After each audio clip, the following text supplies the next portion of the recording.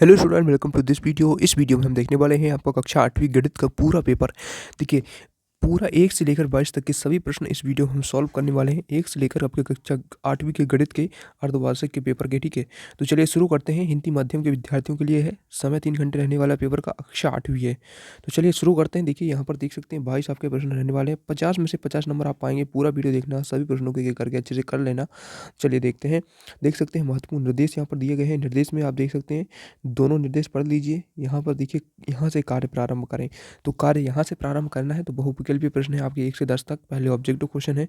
उसके बाद 11 से 20 तक आपके लघु उत्तरीय प्रश्न है। उसके बाद 21 से 22 तक आपके ये क्या है, दीर्घ उत्तरीय प्रश्न है। ठीक है, तो चलिए देखिए यहाँ पर देखिए, प्रश्नों को पढ़कर विकल्पों में से सही विकल्प चुनकर लिखिए। तो आपका पहला विकल्प है आपका, संख्या रेखा पर -3 गुणा 3 का मान निम्नलिखित में से किस पूर्णांक के दाहिनी ओर होगा। तो इसका सही उत्तर जो है ऑप्शन ए -10 हो जाएगा, क्योंकि इसका जो मान आएगा वो आएगा -9। और संख्या पद्धति पर, मतलब आप देखेंगे संख्या रेखा पर, तो -10 इस तरफ है, तो -10 के दाहिनी ओर ये दायां होता है। ठीक है, और ये होता है बायां, तो दाहिनी ओर क्या है, -9। तो इस प्रकार से -10 के दाहिनी ओर होगा। ठीक है, तो ए ऑप्शन सही उत्तर हो जाएगा। ठीक है, ए वाला ऑप्शन -10 सही उत्तर हो जाएगा। अगला क्वेश्चन देख लीजिए, परिमेय संख्या -12/20 का न्यूनतम रूप क्या होगा। तो देखिए 12 को आप काटेंगे 2 से तो 6 आ जाएगा, फिर काटेंगे 10 आ जाएगा, माइनस तो रहेगा ही, फिर काटेंगे तो 3 आ जाएगा, फिर काटेंगे 5 आ जाएगा, माइनस तो रहेगा।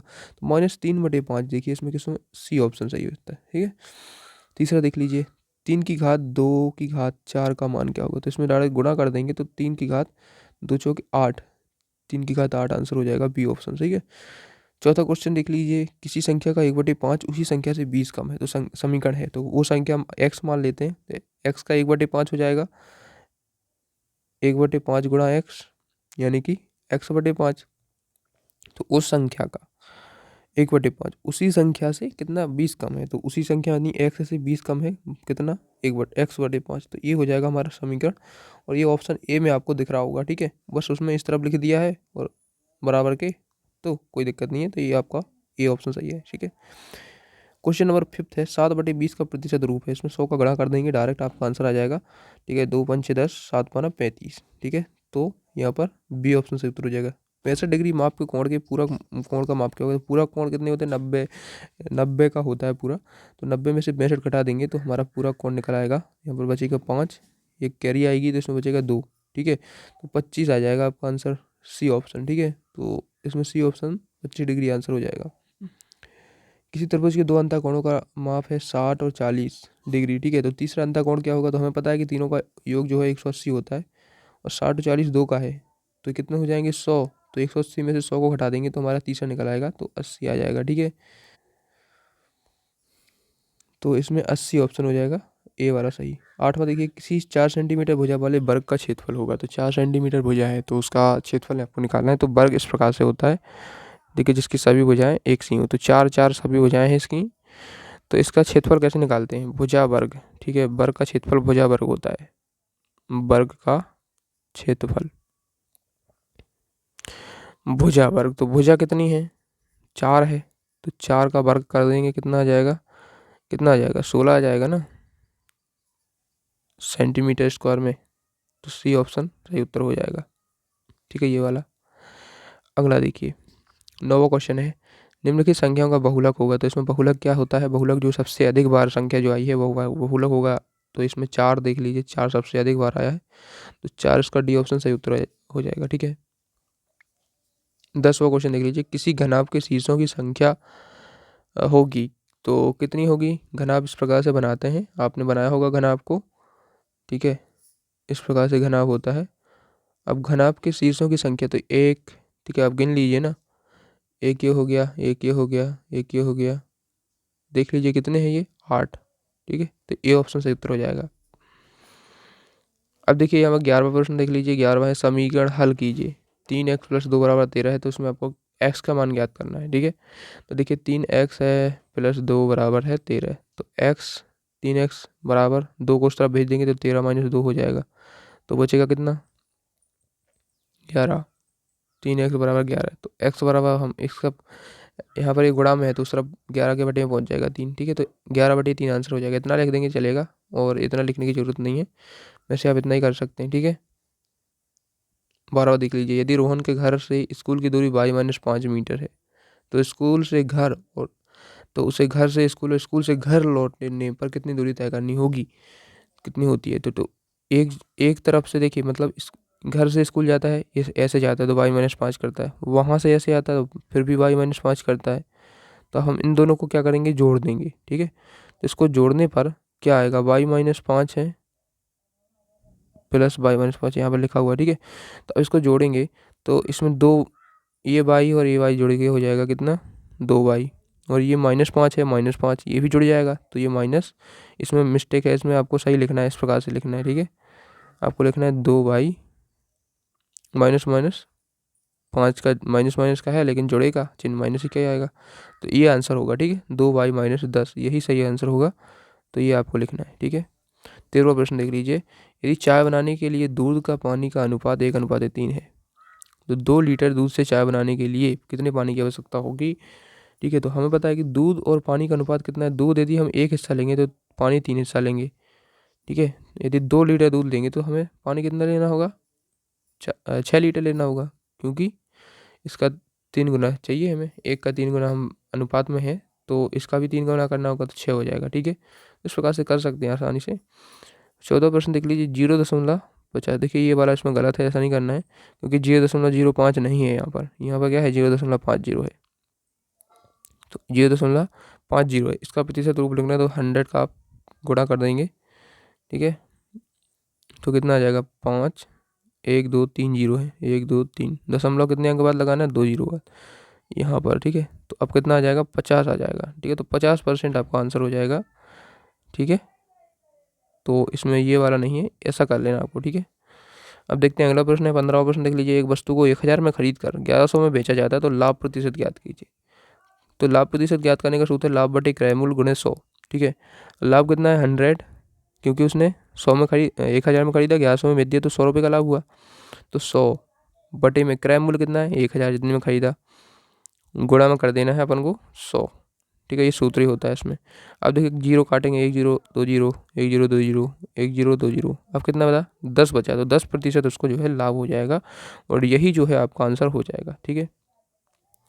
क्वेश्चन नंबर 16 देख लीजिए, क्वेश्चन नंबर 16 क्या कह रहा है, दिए गए चित्र में त्रिभुज के बाह्य कोण x का मान ज्ञात करना है। तो इसमें सिंपल सा है, देखिए हमें पता है कि त्रिभुज के तीनों अंतःकोणों का योग कितना होता है, 180, ठीक है, 180 डिग्री होता है। तो इसमें 50 एक दिया है, कोण B 60 दिया है, तो कोण यहाँ पर ये कितना होना चाहिए, तो देखिए हमें पता है कि तीनों 180 होना चाहिए, तो 50 और 60 मिला के 110 हो जाएगा, ठीक है।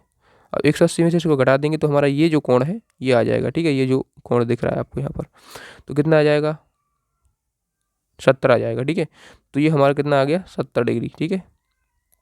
तो यहाँ पर हम लिख देंगे 70 डिग्री, यहाँ पर आपको करके 70 डिग्री लिख देना है, ठीक है। अब हमारा ये 70 आ गया। अब हमें ये भी पता है कि ये पूरा यहाँ से यहाँ तक, ठीक है, ध्यान दीजिएगा, यहाँ से यहाँ तक पूरा होता है 180, ठीक है।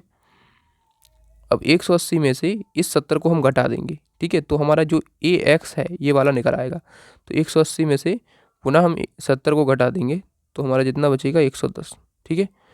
तो 110 आ जाएगा इस x का मान, ठीक है। तो सिंपल सा है, इस x का मान कितना आ जाएगा, 110 डिग्री, तो ये आपका आंसर हो जाएगा, ठीक है। यही इसमें लिख देना है आपको, ठीक है। तो ये 110 डिग्री आ जाएगा आंसर। 17वां क्वेश्चन देख लीजिए, दिए गए समद्विबाहु त्रिभुज में x का मान ज्ञात करना है। ये समद्विबाहु त्रिभुज आपका देखिए बना है इस प्रकार से। अब वैसे तो इसमें दिख ही रहा है स्पष्ट रूप से कि इसमें b का मान 90 डिग्री होना चाहिए, और वैसे भी आप सॉल्व भी कर सकते हैं, ठीक है। तो समद्विबाहु त्रिभुज है, तो कोण C और एक इसका बराबर हो जाएगा, ठीक है। तो ये गुण 45 का हो जाएगा, ये भी 45 का हो जाएगा, तो ये 90 दोनों मिला के हो जाएंगे, फिर ये बचा 90 का हो जाएगा, क्योंकि तीनों के 180 होते हैं, ठीक है।